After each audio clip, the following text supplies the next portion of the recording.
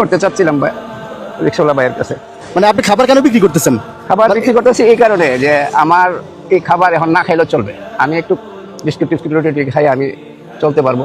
But এইখানে 100 টাকা বা 150 টাকা হইলে আমার একটু সুবিধা হবে, এই কারণে। মানে এটা কিনে আনছেন আপনি? না না, কিনে আনি। আমি একটা হোটেলে কাজ করছি। কতক্ষণ হোটেলে কাজ করছি বলতে, ওনাকে আমি গিয়েছিলাম যে একটা খাবার দেওয়ার লেগে, যে ভাই আমি তো 3-4 দিন এসে ঢাকা আসছি, আমার টাকার জায়গা নেই, আমার খাবার ব্যবস্থা নেই, আমাকে একটু খাবার দিবেন। পরে খাবার তো এমনি দেওয়া যাবে না। পরে ম্যানেজার বললো যে আপনি 1-2 ঘন্টা আমার এখানে কাজ করেন, আমি আপনাকে একটু খাবার দেবো। আপনি গেছেন খাবারের জন্য? জি জি। এরপর আপনাকে 2-3 ঘন্টা কাজ করায় পরে খাবারটা হাতে দিছে? জি জি। আর সেই খাবার আপনি বিক্রি করতেছেন? জি। নিজে খাইছেন? না না, নিজে খাইনি।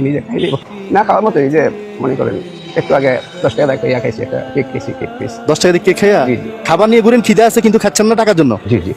তো এই খাবার বিক্রি করে আপনি কি করবেন? ওই টাকা দিয়ে কি করবেন? এই খাবারটা বিক্রি করলে আরো 2-3 দিন আমি এখানে ওয়েট করতে পারবো।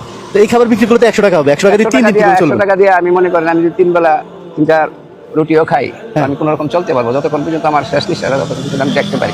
আল্লাহু এইটুকু আমার আকবার। ইচ্ছা। আমি তো ভাবছি যে আপনি খাওয়া দিতেছেন কাউরে। না না, কারণ আপনার গেটআপ দেখে, আপনার চেহারা দেখে তো মনে হয় না যে আপনি খাবার বিক্রি করতে আসছেন। মনে হয় যে আপনি কাউরে খাবার দিতে আসছেন। নিজে খিদে নিয়ে খাবার বিক্রি করতে আসছেন, এটা কথা হলো একটা?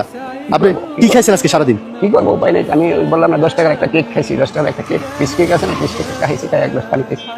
النهاية في قلبكم صدق الكلام.